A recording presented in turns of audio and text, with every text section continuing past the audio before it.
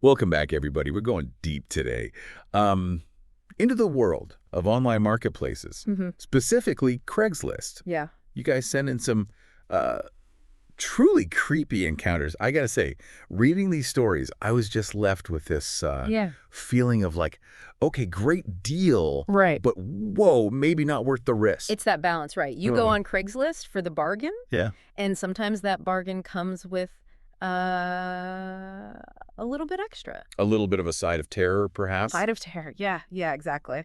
And speaking of seemingly harmless beginnings, let's start with this story. Okay. Of a house cleaning job. So there's this teenager, Right. and he's looking for work, finds an ad that seems totally normal. Right. Nothing out of the ordinary. See, that's how they get you. Right. It's the normalcy of it all. Right. If it looks ordinary, if it's a scenario that we encounter every day, then we're not primed to look for those danger signals. So he emails the poster and gets a response from this guy named James. And James offers to pick him up every day. Oh. Even though the boy never even mentioned having transportation issues. Right away, that's a little bit of a red flag, isn't it? What struck you about James's behavior, even at this point in the story? Well, the thing is, right, when we think about predator behavior, one of the first things predators try and do is isolate their victims. Yeah. And offering unsolicited transportation is often a way to do that. Right. And then they're kind of in the predator's domain at that point. Exactly. Stuck in the car. Exactly. They remove them from any potential support networks they might have. Yeah. And then they can start to exert that control. Yeah. It's giving me chills already. Yeah. And the unsettling aspects just keep piling up. So the house is like sweltering hot, but James refuses to get the AC fixed. Okay. He suggests that the boy work shirtless. It's like a textbook example of all those red flags popping up. And it's really important. We always talk about gut instinct, right? But our subconscious is much better at picking up on these subtle cues of danger than our conscious mind is. And that's why we feel that anxiety, right? Yeah. You know, sometimes we meet somebody and something just feels wrong. Totally. Our conscious mind hasn't caught up yet, but our subconscious has seen something, has picked up on something. Wow. That's a little bit off. And in this story, the boy's internal radar was definitely going off because he eventually stumbles upon hidden cameras in the bathroom. Oh, no. And then he finds all these VHS tapes. VHS tapes. Labeled with names. Okay. Including his own. That's where it goes from like, okay, this is creepy to, all right, this is really bad. Yeah. And you know the scary thing is? Yeah. I'm willing to bet James had done this before. Oh, for sure. That escalation of behavior, the way he was isolating the victim. Yeah. It all just speaks to this much larger, more sinister pattern. And it's truly chilling to think about, you know? But thankfully, this kid manages to escape. He fakes being sick. Smart. Convinces James to drive him home. Right. And then he bolts out of the car at a red light. It's amazing how, even in these terrifying situations, we still have this, like, instinct for self-preservation. Our brains are wired for survival. And in those moments of acute stress, all those higher-order thinking processes kind of fall away, and we're left with that primal instinct to just get out of there. So let's move on to our second story. This one is The Couch and the Ritual. Okay. Interesting title. Two roommates. They find this amazing deal on a couch. Right? Yeah. And they arrange to go pick it up. Seems pretty normal, right? Totally normal. Standard Craigslist interaction. You see a couch you like, you go pick it up. But on the day of the pickup, one roommate can't go. Okay. So the other one ends up going to this remote house all alone.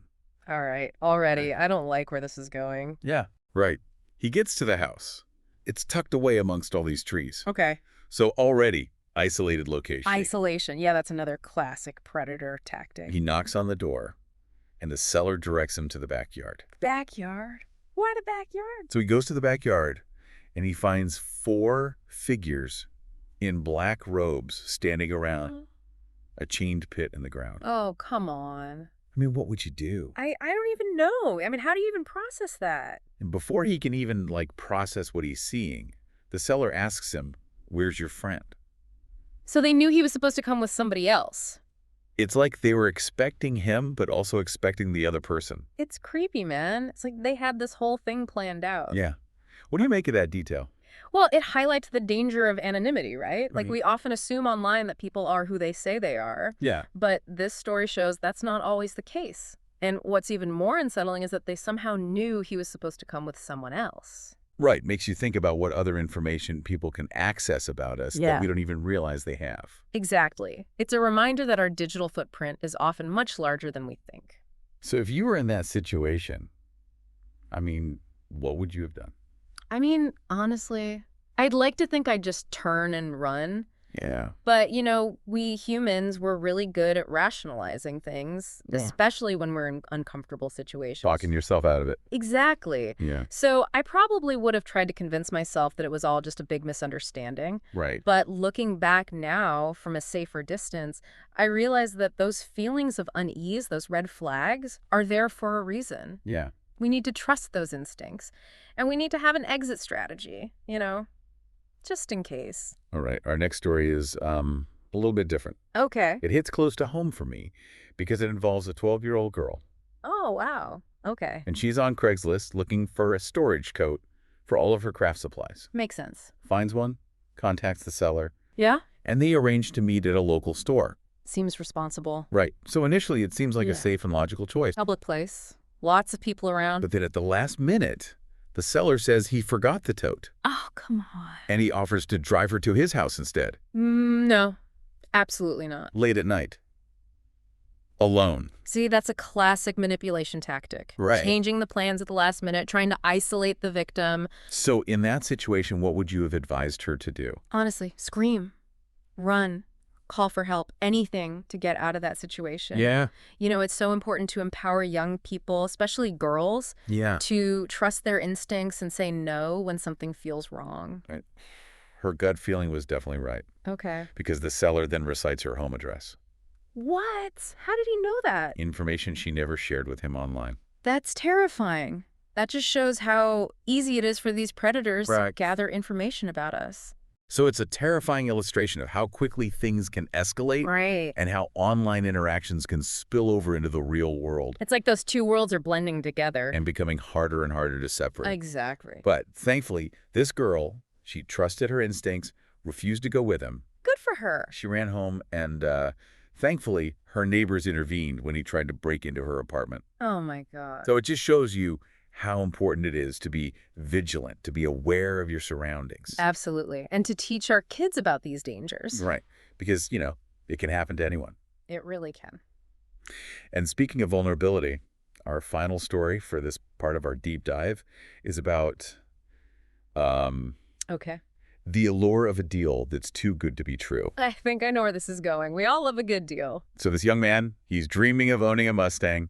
Classic. And he finds one listed on Craigslist at a ridiculously low price. All right, red flag number one. If it sounds too good to be true, it probably is.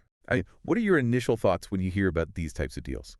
Well, it's a classic manipulation tactic, right? Yeah. They dangle something you really want in front of you, something you desire, something you aspire to. That dream car. And it makes you bypass all those rational filters. Yeah. You start thinking, well, maybe it's legit. Maybe I can really get this amazing deal. And our desire to believe in the possibility of that dream come true can overshadow our better judgment. Absolutely. So the young man, he ends up driving an hour to this desolate house. Okay. And the seller invites him inside. And immediately something feels off. The house reeks of decay. There are all these strange noises coming from every direction. You know, the sensory details in these stories are always what gets me. It's like you can almost feel the creepiness yourself. And then the seller leads him to the garage. Okay. The door opens, and it's completely empty. No Mustang. No Mustang. Just an empty space. Oh, man, that's messed up. So what was the point? Just to mess with him. And just when you think it can't get any creepier, the seller blocks the front door. Oh, no. And another man appears. Oh, God. Thankfully, the young man manages to escape through a back door. Thank goodness. But later that night, the seller texts him, "Look outside your window." That's just cruel. It's like pure psychological torture. Right. Even after you escape the physical danger, the mental and emotional impact can linger. That feeling of being watched, that fear that they might still be out there. It's a violation of your sense of safety and security. So these stories, they really paint a picture of the dangers that lurk in these online marketplaces. We've explored 4 terrifying encounters. Yeah. And I think it's time we start connecting the dots. Okay, I'm ready. What are the common threads running through these stories? What vulnerabilities do the victims share? And what tactics do these perpetrators use? Stick around as we continue our deep dive into the dark side of Craigslist. I'm hooked. Let's do it. So many of these stories, right? They prey on people who are maybe a little too trusting, a little more innocent. The teenager excited for his first job. Yeah. The young girl who just wants that craft tote. Yeah. The guy who's finally going to get his dream car. They're all just so eager, so hopeful. And the perpetrators, they can sense that, right? Absolutely. They can smell that vulnerability a mile away. And they know just how to exploit it. It's like they specifically target people who might not even realize they're being targeted. Right. They fly under the radar, appearing completely harmless until it's too late. And once they've got you hooked, then comes the manipulation. Oh, yeah. The manipulation is key. Like in that house cleaning story, remember? Yeah, with James. James, he was a master manipulator. Yeah. Slowly pushing those boundaries, testing the waters. Yeah. Like suggesting the boy work shirtless. Exactly. It's all very calculated. They start small, and if they don't meet resistance, they just keep pushing further and further. And then there's the isolation tactic. Oh, the isolation. That's a big one. Taking people to these remote locations, separating them from any potential help. Like the couch in the ritual story. That house tucked away in the woods. Classic isolation. Yeah. And then changing the meeting place for the crafting supplies at the last minute. Right. Putting that girl in a situation where she's completely alone, completely vulnerable. It's scary how easily they can manipulate the situation to their advantage. And let's not forget the power of a really good deal. That too good to be true scenario is like a siren song. Oh, it's so tempting. You see that low price, and your brain just shuts off all those warning signals. You want to believe it's real. You want to believe that you're the lucky one who found that amazing deal. But more often than not, it's just a trap. Exactly. It's a way to lure you in to get you to drop your guard. So what can we do, right? How can we protect ourselves from these dangers? Well, first of all, we need to listen to that little voice inside our heads. Yeah, our gut instinct. That intuition. If something feels off, it probably is.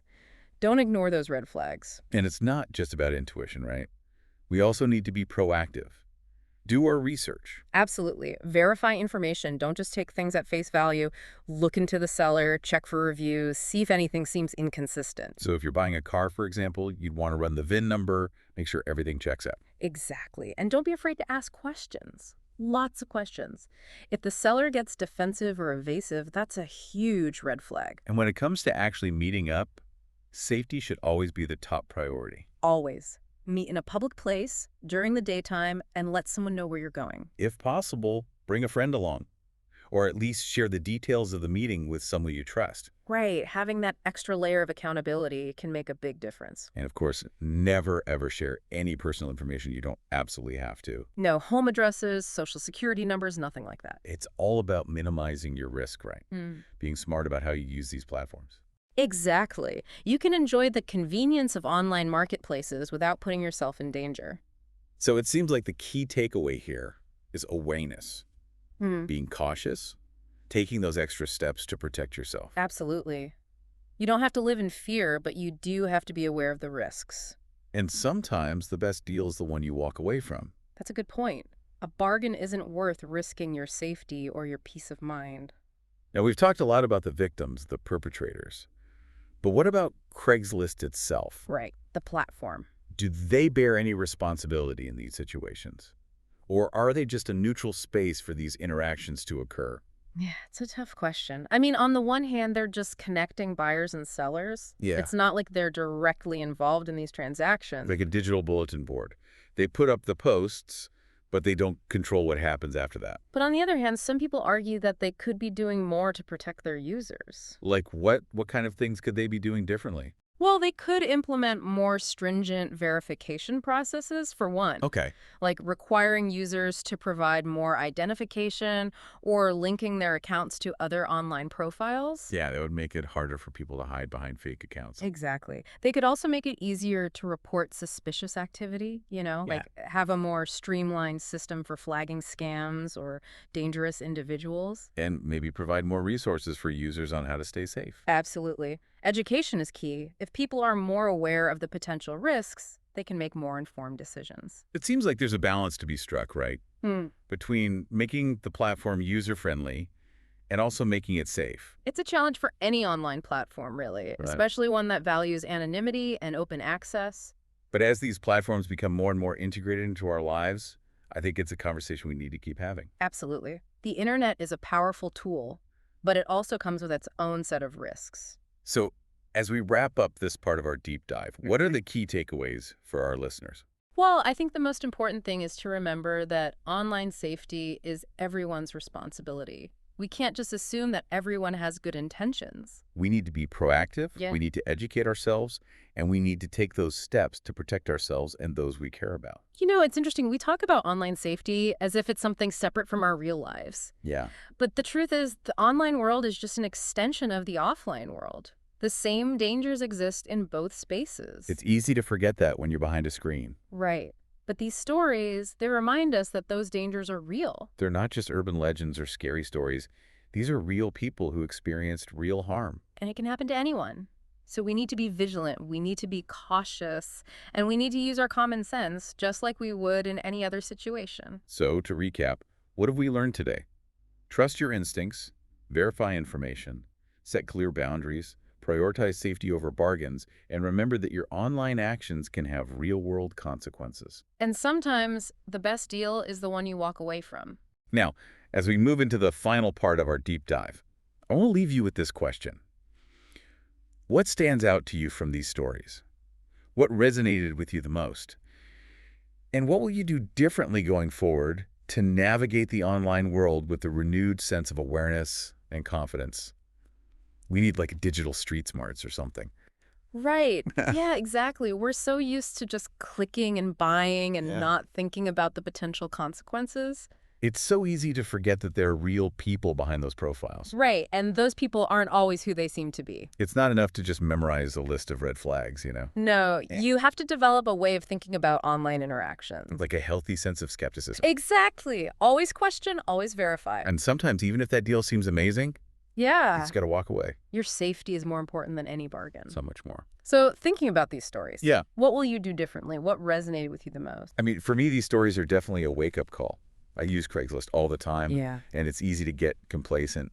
But, you know, there really are dangers lurking out there. It's about finding that balance, right, between being cautious and not letting fear control your life. Not shutting yourself off from the world. Exactly. Just being aware, being informed. So it's not about living in fear or avoiding online marketplaces altogether. Right. It's about being smart, being aware. Using your common sense, just like you would in any other situation. And remembering that knowledge is power.